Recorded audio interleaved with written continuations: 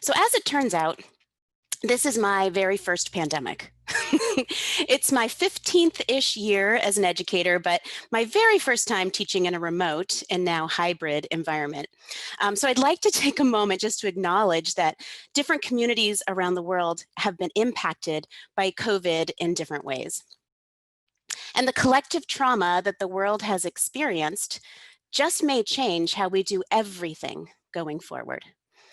In the shadow of our first responders who are truly heroic, I'll admit that as an educator in March, I felt really small, unimportant, and not particularly essential. But slowly, over the last 9 months or so, I've started to shift my thinking to grow through these changes. I'm still not a hero, but I do know that education is essential. And more importantly, um, STEM education is absolutely essential. So we need to cultivate creative thinkers now more than ever. So how can I rethink my small realm of K to 5 STEM in Littleton, Massachusetts, and make it relevant in our current reality?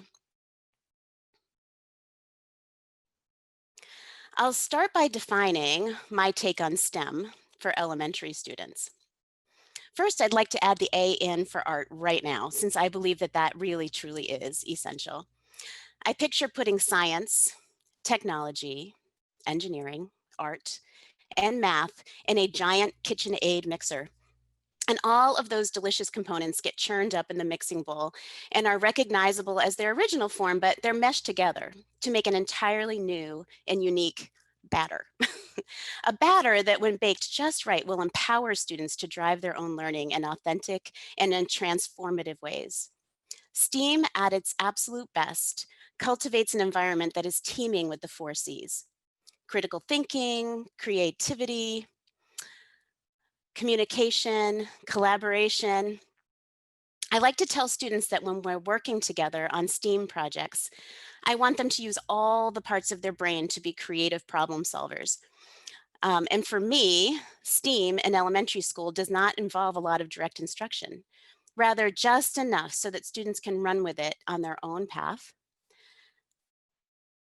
STEAM is messy, STEAM is loud, STEAM takes time, and normally STEAM takes place in a bustling workspace filled with tools, robots, cardboard, kids, wonderful, amazing, curious kids. But then boom, COVID, time to pivot. Do you all remember that moment? I think we were all caught off guard. And once the dust settled, I started having conversations with educators, parents, students. How can we move forward?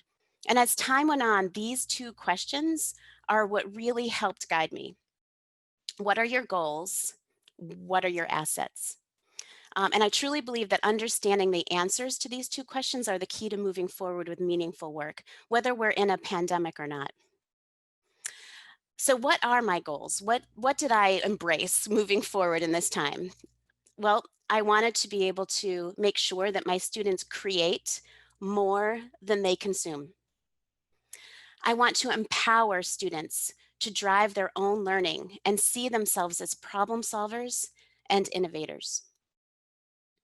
I want to entice them with opportunities for deeper thinking that is so riveting that students will actually want to engage in that not easy, productive struggle of learning.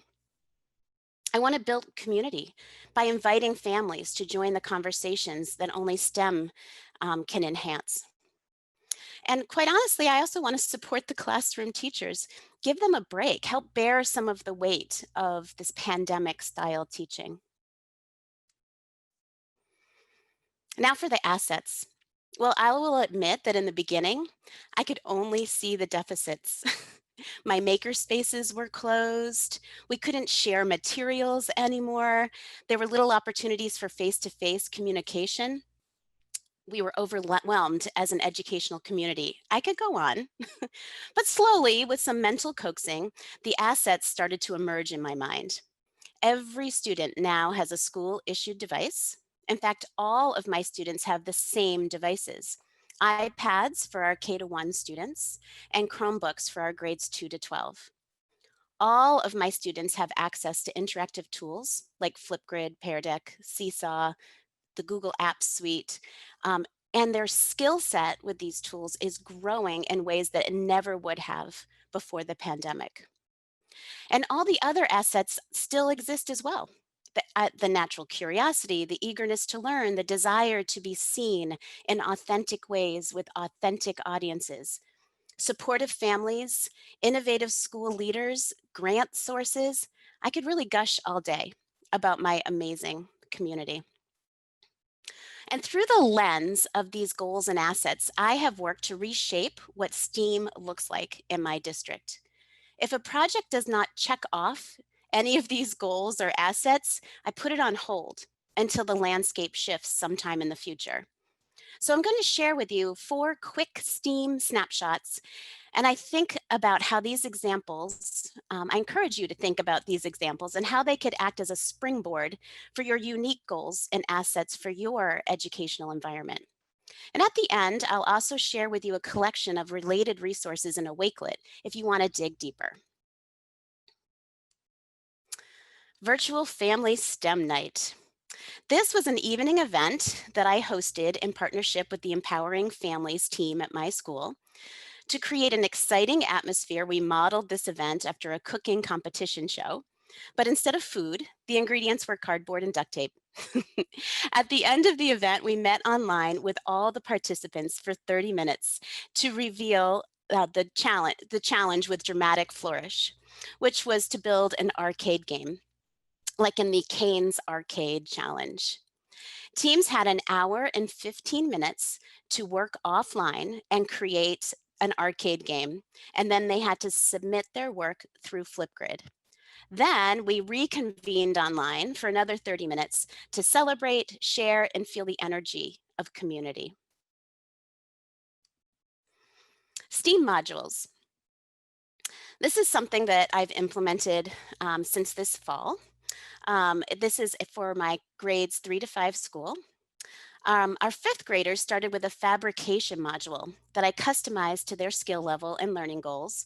The first 3 weeks, I call that phase A, focuses on skill building.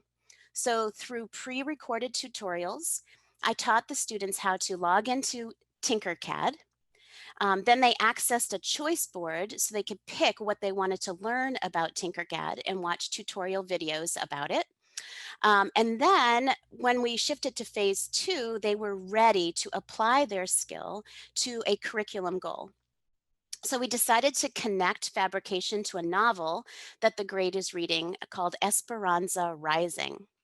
So students selected a character from the book, then they designed a medallion in Tinkercad that had 1 word and 2 symbols to represent the character.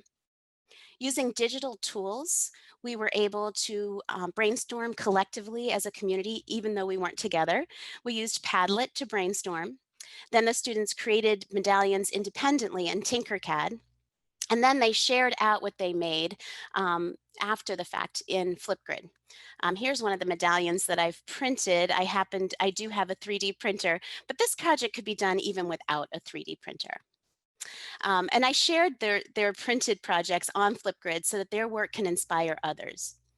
And then the final 3 weeks of this module, I call it phase C, is passion projects. So right now, these projects are starting to emerge and students are writing me proposals and I'm helping them work toward their individual goals with fabrication.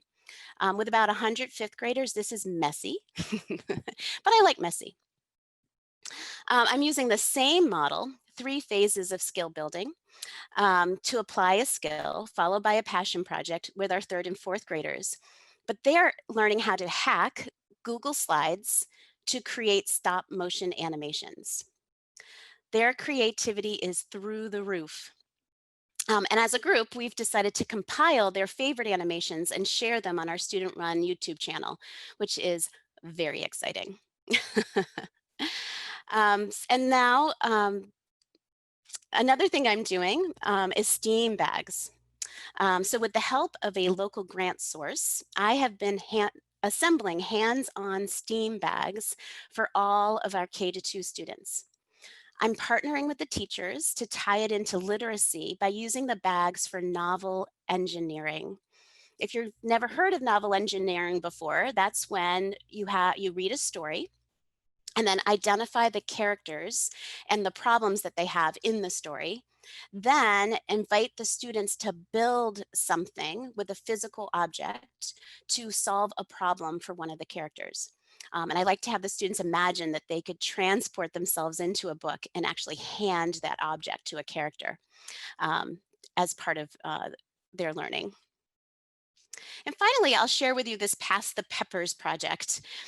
This is a hands-on engineering design project based on a story about a family who is trying to make salsa. They need to pass the peppers to their grandmother, who lives in a different apartment but just a balcony away. This is a project created by Engineering is Elementary from the Boston Museum of Science. And a local grant provider supported the challenge by purchasing materials for all 370 students so that we can have the entire school come together as a community, even when we can't all physically be together. The bags have all been assembled, and a hype video to promote the project has launched on YouTube. And then on Thursday, November 19th, the details are going to drop into student Google Classroom feeds. So yes, truth be told, I miss having students in the maker spaces. I miss using Legos, Makey-Makeys, my pancake bot, Play-Doh, but all of those things can wait. They are not on my current list of assets. It's only November, and I'm still learning and continuing to learn how to address my STEAM goals and leverage my assets. So I'll leave you with this. How about you? What are your goals? What are your assets? And how will you continue to move forward?